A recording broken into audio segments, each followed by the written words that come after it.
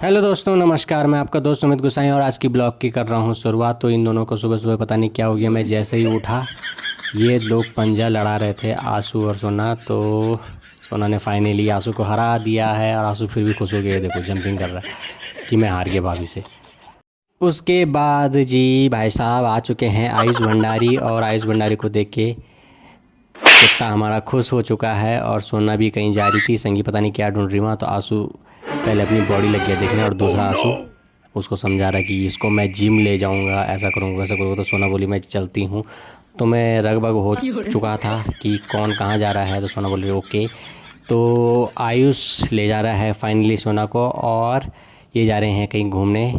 तो उसके बाद ये हमारा गली का डॉग ये आ चुका था अंदर, तो आंसू ने इसको खाने के लिए दिया। तो उसके बाद मैं सुभाष अंकल का कॉल आया तो मैं निकल चुका हूँ सुभाष अंकल को मिलने के लिए, और एक चांटी देनी थी पांडे जी को। तो ललित भाई के स्टूडियो में हम जा चुके हैं, और पांडे जी इन तीनों तबलों के साथ लगे खेलने। बहुत ही सुंदर, और तीनों तबलों से कुछ नया निकलेगा बहुत ही जल्द आपके पास होगा। तो ये हैं ललित भाई और ललित भाई का स्टूडियो।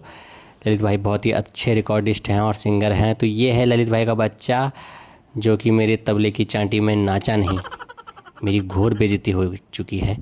उसके बाद मैं घर आया और संगी और गुच्ची सो रखे थे, ये देखो।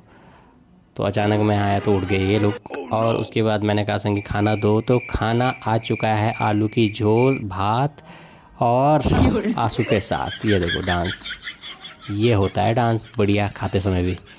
तो खाते हैं, और उसके बाद मैंने ली दवाई, क्योंकि मेरी थोड़ा सा दांत में जो मिर्री होती है वो सूजी हुई है। तो मैंने दवाई खाई क्योंकि बहुत ही ज़्यादा प्रॉब्लम हो रही है।